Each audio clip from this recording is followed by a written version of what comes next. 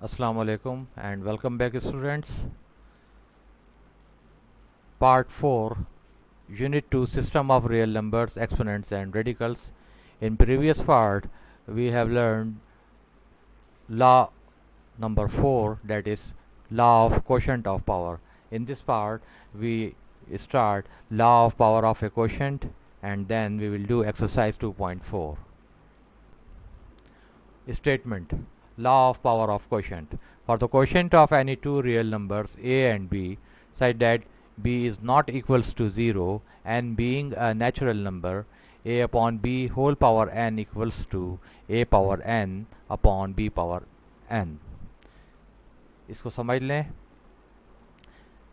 Last जो हमने law पढ़ा है, law of quotient of power, वहाँ पर सिचुएशन ये थी कि एक फ्रैक्शन हो और उसमें बेस सेम हो, यानी न्यूमरेटर और डिनोमिनेटर में बेस सेम हो, लेकिन उन पे अलग अलग पावर्स हों, यानी A power m upon B power n, A power n. यहाँ पर सिचुएशन कुछ ये है कि यहाँ पर बेस अलग अलग है, यानी न्यूमरेटर में एक बेस है a और डिनोमिनेटर में एक बेस है b और इनकी पावर सेम है, यानी होल पावर n. तो ऐसी सूरत में ये जो पावर n है ये अलग अलग न्यूमरेटर और डिनोमिनेटर के बेस के ऊपर डिस्ट्रीब्यूट हो जाती है, यानी a upon B whole power n equals to a power n, यानी न्यूमरेटर के ऊपर भी n आ गया, अपॉन b पावर n, यानी डिनोमिनेटर पे भी ये n पावर आ जाएगी.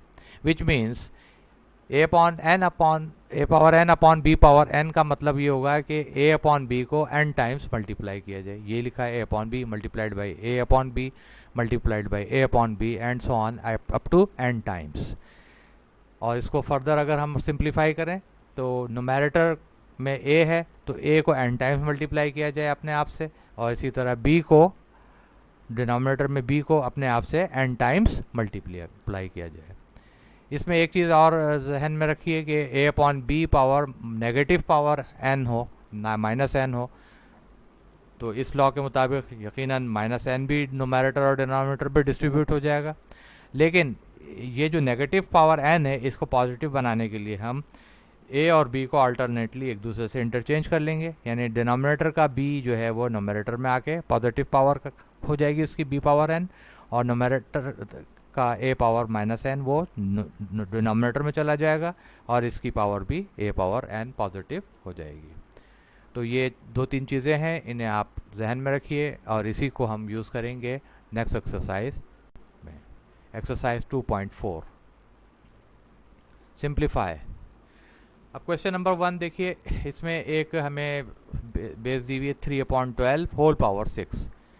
अब देखिए बेस सेम नहीं है, न्यूमरेटर में 3 है, a की जगह 3 लिखा हुआ है और b की जगह 12, a अपॉन बी फॉर्म ही है, ठीक है, और होल पावर 6 दी हुई है.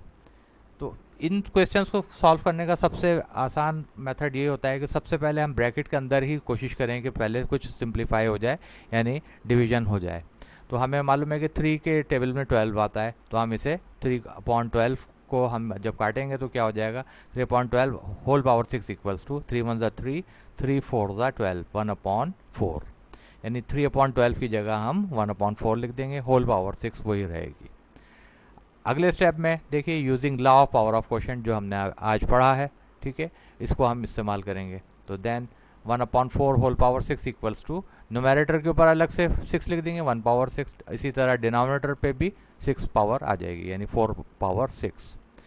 और इसका फर्दर मतलब क्या होगा कि 1 को अपने आप से 6 बार मल्टीप्लाई कर दिया जाए, यही किया है हमने, और इसी तरह डिनोमिनेटर में 4 को अपने आप से 6 बार मल्टीप्लाई किया जाए. अब हमें मालूम है कि 1 को अपने आप से जितनी बार भी मल्टीप्लाई करेंगे 1 ही रहता है, तो न्यूमरेटर में तो 1 रहा, लेकिन जब 4 को अपने आप से 6 टाइम्स हम मल्टीप्लाई करेंगे तो आंसर आता है 4096. Hence answer is 1/4096. Now second question देखिए, -12/5 होल पावर 5. अब यहाँ नोट कीजिए कि बेस जो है उसमें नेगेटिव साइन मौजूद है और होल पावर पे जो पावर है वो एक ऑड नंबर है, और हमें अच्छी तरह याद रखना चाहिए कि जब भी नेगेटिव बेस हो और ऊपर पावर ऑड नंबर की हो तो बेस के ऊपर बेस की साइन पे कोई फर्क नहीं पड़ेगा, यानी वो नेगेटिव ही रहेगी. सिर्फ इवन पावर की सूरत में बेस की साइन चेंज हो जाती है, यानी पॉजिटिव हो जाती है, वो नेगेटिव की सूरत में वो पॉजिटिव हो जाती है. तो using law of power of quotient हम यहाँ पे डायरेक्ट अप्लाई करते हैं। तो -12 power 5 upon 5 equals to -12 power 5, इसको 6 नहीं बल्कि 5 लिखिएगा, ये टाइपिंग मिस्टेक है, इसे करेक्ट कर लें, अपॉन 5 पावर होल पावर 5। अब यहाँ पर हमारा आंसर कंप्लीट हो गया। अब -12 multiplied by -12 multiplied by -12 6 times करने की ज़रूरत नहीं है, इसको यहाँ पर भी हम छोड़ सकते हैं। Number 4, L upon m whole power -3 using law of power of quotient, simply L upon m whole power 3 is equal to denominator पे भी -3 आ जाएगा और इसी तरह नोमिनेटर पे भी आ जाएगा, यानी L पावर -3 m पावर -3। अब इन नेगेटिव पावर्स को पॉजिटिव बनाने के लिए हम क्या करेंगे, अल्टरनेटली हम इन्हें बदल देंगे, इनकी रिप्लेस कर देंगे, यानी m-3 जो डिनोमिनेटर में था वो ऊपर आके m पावर 3 हो गया, पॉजिटिव पावर चेंज हो गई इसकी। इसी तरह न्यूमरेटर का l पावर -3 वो डिनोमिनेटर में चला गया तो उसकी पावर भी पॉजिटिव हो गई। तो m³ upon l³ is the answer. Question number 5 देखिए, 8a² b upon 3cd whole power -2। अब यहाँ ज़ाहिर है कि नज़र आ रहा है कि 8 और 3 आपस में डिवाइड नहीं हो सकते एक दूसरे को। अच्छा, इसी तरह नंबरेटर में बेस ए भी है और डिनोमिनेटर में सी डी है, तो इनका भी कुछ नहीं हो सकता। तो हम सिंपली इसके ऊपर using law of power of quotient करेंगे। तो यही किया हमने। तो क्या हुआ कि नंबरेटर के ऊपर भी -2 पावर आ गई और डिनोमिनेटर पे भी होल पावर -2 आ गई। नेक्स्ट स्टेप में देखिए, नेक्स्ट स्टेप में हम ये कर सकते हैं कि जो नेगेटिव पावर है उसको पॉजिटिव बनाया जाए, यानी न्यूमरेटर को डिनोमिनेटर में ले गए और डिनोमिनेटर को न्यूमरेटर में ले आए। तो इस तरह ये 3cd पावर स्क्वायर हो गई पॉजिटिव, ठीक है, और 8a² पावर स्क्वायर हो गई, यानी पॉजिटिव पावर में कन्वर्ट कर दिया, -2 को +2 में इस तरह कन्वर्ट कर दें। अब अगले स्टेप में हम यूजिंग लॉ ऑफ पावर करेंगे। पावर ऑफ पावर लॉ क्या कहता है कि अगर मुख्तलिफ बेसिस मौजूद हैं और उन पर एक ही पावर लगी हुई है तो ये पावर हर बेस के ऊपर अप्लाई हो जाएगी। यानी यहाँ पे एक बेस है 3 तो 3 का स्क्वायर हो जाएगी, c है तो c का स्क्वायर, और d है तो d का स्क्वायर, ठीक है। इसी तरह 8 है डिनोमिनेटर में तो 8 के ऊपर भी स्क्वायर आ जाएगा। डिनोमिनेटर में a² है तो अब ये बाहर वाला जो 2 है पावर, ये इसके साथ मल्टीप्लाई हो जाएगी अंदर की पावर के साथ, यानी 2 मल्टीप्लाइड बाई 2। इसी तरीके से b के ऊपर 1 पावर है तो 1 मल्टीप्लाइड बाई 2 यानी 2b² आ जाएगा, ठीक है। 1 को क्योंकि शो नहीं किया जाता तो इसलिए हमने 1 मल्टीप्लाइड बाई 2 के बजाय डायरेक्ट b² लिखा है। नेक्स्ट स्टेप देखिए, 3 का स्क्वायर 3 3 ज़ा 9, c² d² अपॉन 8 का स्क्वायर 8 8 ज़ा 64 एंड a पावर 2 2 ज़ा 4, सिमिलरली b²। तो इस तरह सिंप्लीफाई करने के बाद हमारा ये आंसर निकलता है। सिमिलरली क्वेश्चन नंबर 10 देखिए, ये थोड़ा सा बड़ा है, -30 x 10 y 8 upon -5 x³ y² whole square. अब देखिए इसको हम ब्रैकेट्स को सिंप्लीफाई कर सकते हैं। फर्स्ट स्टेप में देखिए मैंने क्या किया, -5 से -30 को डिवाइड किया, -5 1 ज़ा 5 -6 ज़ा 30, यानी इस माइनस से माइनस कैंसिल आउट हुआ और पॉजिटिव 6 आ गया, ठीक है।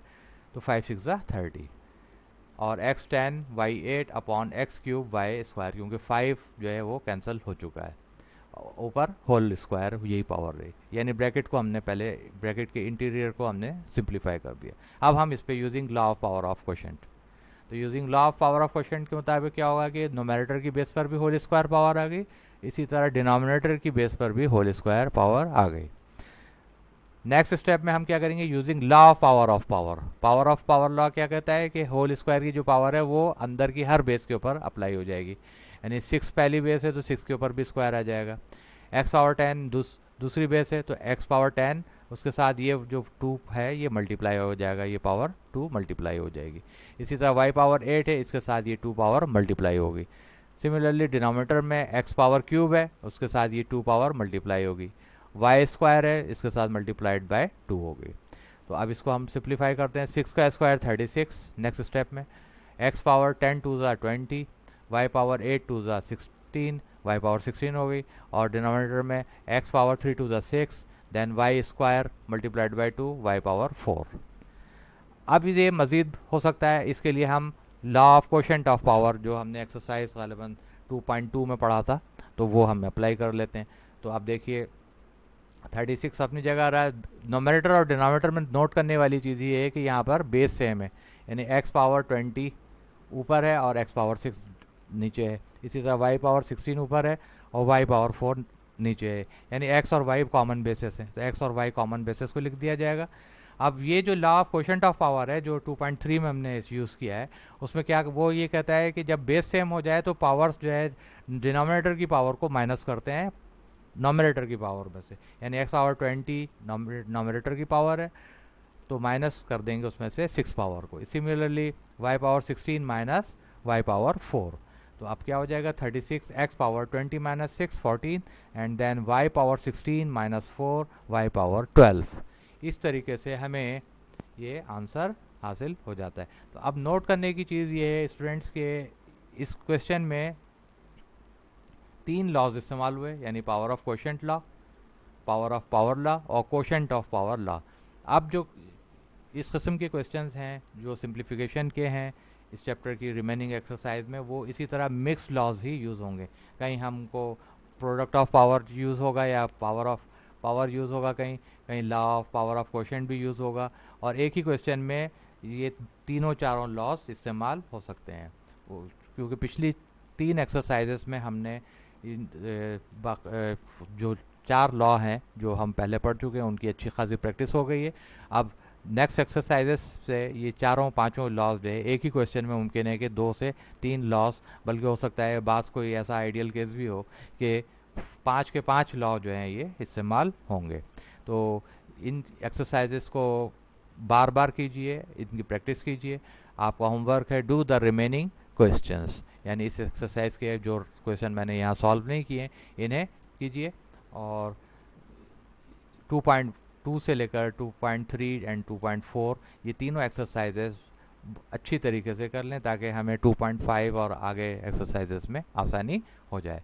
तो उम्मीद है कि आप इसे अच्छी तरह समझ गए होंगे। अल्लाह हाफिज़। Thank you very much.